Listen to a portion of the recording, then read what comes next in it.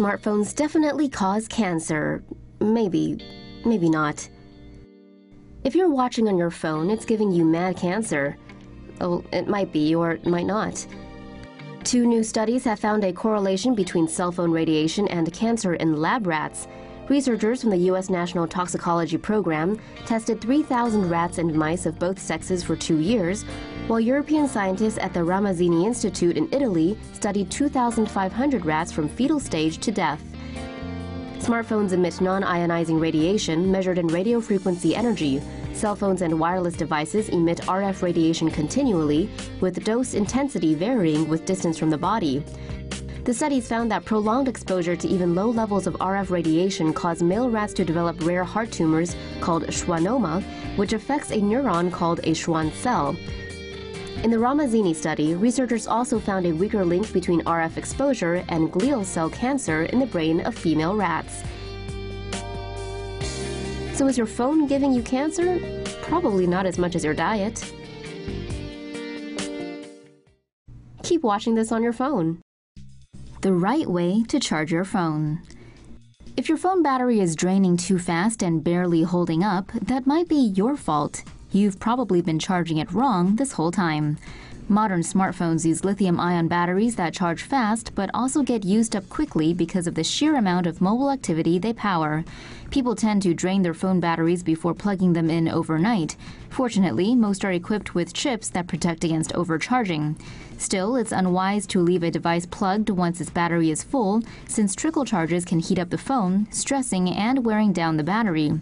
Experts recommend charging the phone before it empties completely and not bringing it to a full charge. Plugging it in occasionally throughout the day ensures the battery retains its capacity longer. Batteries also despise both extreme heat and extreme cold, so make sure it's not exposed to either. Of course, they will conk out eventually, but it's always nice to prolong that lifespan and save a buck or two.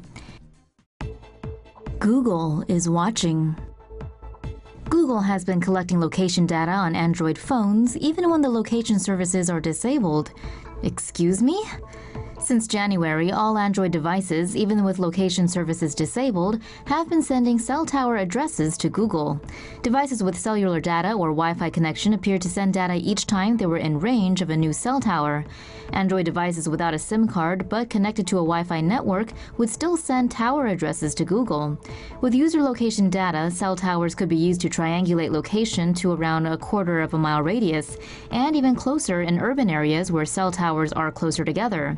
According to a Google spokesperson, the data was not used or stored, and that the company was taking steps to stop the practice by the end of November.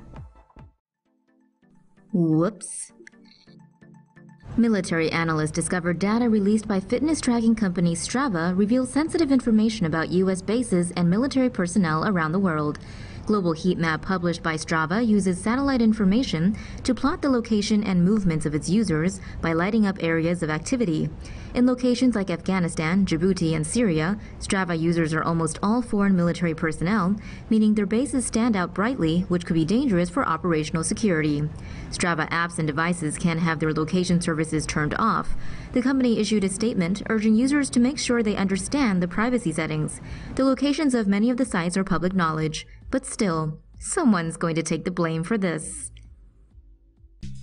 Here's another reason to just ride your bike. Apple reportedly gave Uber's iPhone app access to a secret backdoor that potentially allows the company to record a user's screen and access other personal information without his or her knowledge. A majority of iPhone apps use software to enable features like the camera or Apple Pay, known as entitlements. However, Apple keeps certain entitlements for itself to allow optimal integration with the iPhone. Uber was found to be the only app other than Apple's own apps granted access to the entitlement. Uber says the entitlement isn't being used, and it is working with Apple to remove the API completely from the app. Security researcher Will Straffitch, who discovered the situation, said this: "Granting such a sensitive entitlement to a third party is unprecedented as far as I can tell. No other app developers have been able to convince Apple to grant them entitlements they've needed to let their apps utilize certain privileged system functionality."